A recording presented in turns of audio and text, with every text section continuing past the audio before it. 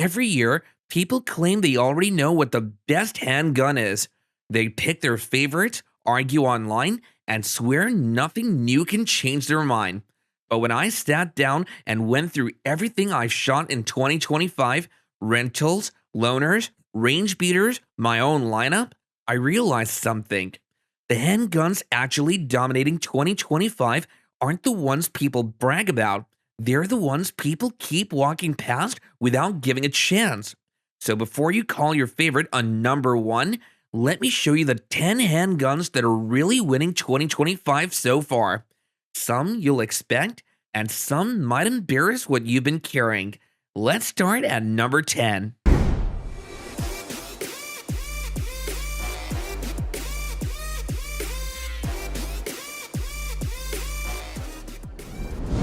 Didn't seem likely the PDP would claw its way this far in 2025, yet here it stands higher than anyone ever dared to guess until shooters realized it was the only pistol that actually made them shoot better the moment pressure spiked. And that moment came during a soaked, wind-slapped agency qual where drills were collapsing faster than the schedule. Optics fogged, mags slipped out of wet hands, transitions fell apart, but the one shooter running a PDP, he wasn't panicking. His hits stayed clean through fast target changes, odd angle shots, and tight timing windows that punished every small mistake. By the second relay, people stopped watching the chaos and started watching him.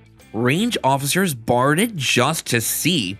A finalist who swore he'd never switch brands quietly kept it for the afternoon, and by the evening, the PDP had turned half the skeptics into believers, not due to hype, but because it kept performing when shooters weren't trying to impress anyone, just trying to survive the qual.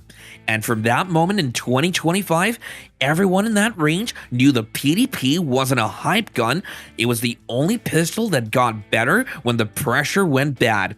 And the next one, if Glock had a rival in the mirror, this might be it. Experts spent the first months of 2025 trying to retire the X Macro. Every major testing group swapped it out for the new, better compacts, only to realize over and over again that none of them mastered the fundamentals the way the X Macro still does. The problem hit fast. Those new releases looked impressive until the drills began. Recoil paths got sloppy, dot tracking wondered, return to center slowed down, and grip stability fell apart in rapid-fire transitions. The X Macro didn't win with flash or newness, it quietly passed every boring, unsexy metric that actually decides real scores. Faster first hit times, predictable recoil cycles, and the same locked-in control it's been known for. What surprised evaluators wasn't a comeback moment, it was the realization that the X Macro never should have been replaced in the first place. When fundamentals mattered, instructors kept coming back to the one gun that never dropped the baseline. That's why the X Macro sits at number 3. Not because it's new, but because 2025 proved it's the one. The Echelon 4.0C didn't even enter most 2025 discussions until this year's unpredictable range conditions flipped the script. What looked like just another modular polymer gun suddenly became the pistol instructors kept bringing up, not because it was hyped, but because it survived the kind of harsh, ugly shooting days that exposed the trendy picks. One moment sealed its place. During a mixed agency qual where mud, wind, and blown out optics started knocking guns out one by one, the Echelon was the first polymer pistol that simply refused to fall apart. When a favored rival choked halfway through the endurance string, the Echelon kept cycling cleanly, forcing instructors who dismissed it weeks earlier to take it seriously. Its advantage isn't marketing, and it isn't the new gun shine. It's how consistently it performs in bad conditions when scoring tightens, when optics fog, when dust eats triggers, and when shooters need a pistol that won't turn qualification day into a gamble. In 2025, only guns that change real-world range results earn a spawn, and the Echelon proves it deserves to be here. 2025's new training standards exposed failure after failure across mid-tier pistols except the FN 509 Tactical, which instantly became the benchmark the others couldn't reach. This year's biggest shift was optic mounting torsion stress. When agencies moved to faster transition scoring and harsher torque cycles, plenty of popular pistols lost zero, sheared plate, or started throwing inconsistent points. The 509 Tactical didn't flinch. Its mounting system absorbed the pressure that knocked others out of contention. The real breaking point came during a mixed ammo evaluation where magazines ran everything from soft reloads to hot defensive loads. Half the pistols on the line short-stroked or choked when pressure spiked. The 509 Tactical recorded zero functional deviations, not cleaner, not prettier, just stable under conditions that punished everything around it. It didn't earn its place by chasing trends or trying to look important. What put this iron on the map for 2025 was simple. It held steady when others cracked, outlasted guns with bigger names, and proved itself through sheer survival rather than any polished reputation. Next up, number 8 brings more power, more speed, and a lot more drama, but it didn't even match the 509's consistency this year. There was a match this year that damn near broke half the field.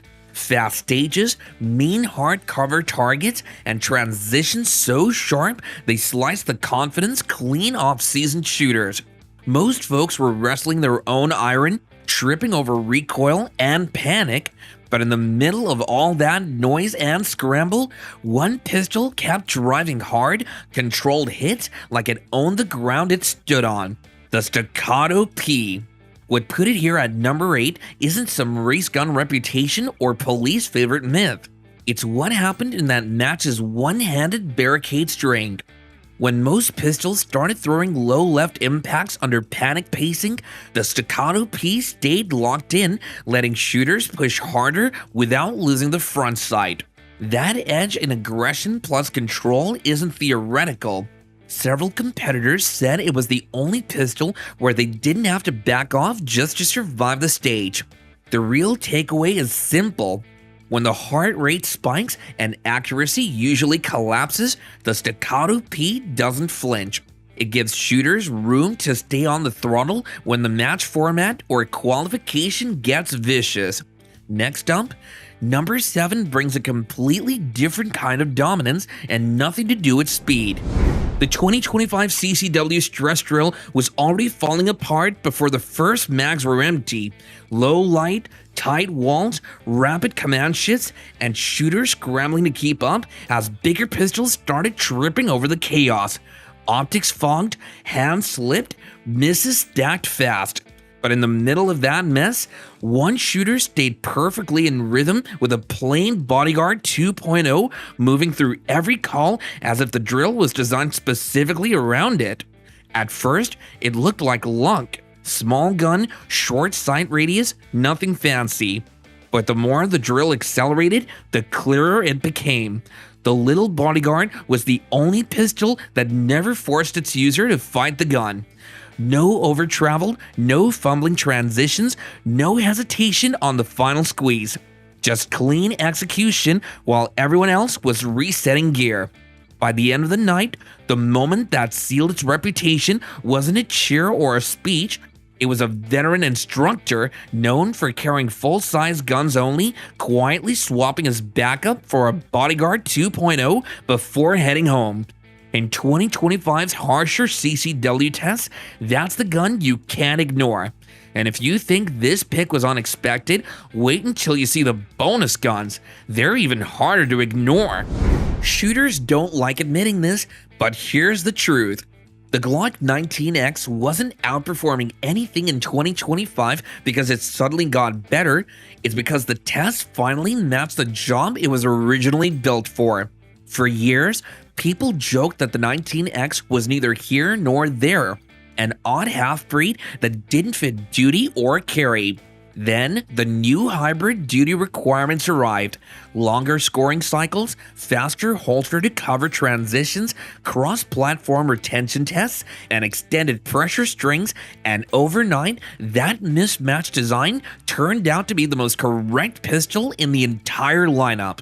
Once these new standards hit, the new shooters who dismissed it watched the 19X consistently hold balance through full-size stability and compact slide timing. No fatigue dip, no compatibility issues, no grip-to-frame mismatch like the others. It simply fit the new rulebook better than the guns that were supposed to dominate. That's exactly why it ranks this year. Not because Glock hype carried it, because 2025 finally proved what the 19X's strange design was born to do. And the next one is something nobody wanted at launch, but now it's outlasting the experts and making a comeback nobody saw coming. Shooters didn't misjudge the MC9 Prime because it failed, they misjudged it because they thought they already knew exactly what it was. Most walked into 2025 assuming it was just another compact. Good ergonomics, good price, predictable performance, nothing that would reorder a top 10 list. But that assumption broke fast. As soon as this year's qualification standards tightened, faster transitions, tighter accuracy windows, and more aggressive reload timing, the MC9 Prime started outperforming guns that were supposed to outclass it.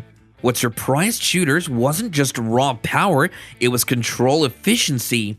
The Prime stayed flatter during rapid transitions than several full-size duty pistols, and its recoil rhythm let shooters recover faster without muscling the gun. One evaluator summed it up after a side-by-side timed course. This thing shouldn't be keeping up with full-size controls, but it is. That single realization is what forced the MC9 Prime upward in the ranking. It didn't dominate through hype or price, it earned its position because 2025 testing proved everyone underestimated just how capable this compact really was. And number 5 only gets heavier. This wasn't the year anyone expected a 1911 to break into a top 10 list, but 2025 forced everyone to rewrite their assumptions.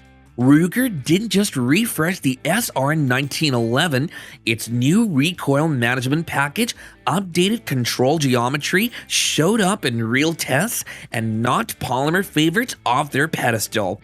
One moment sealed its spot.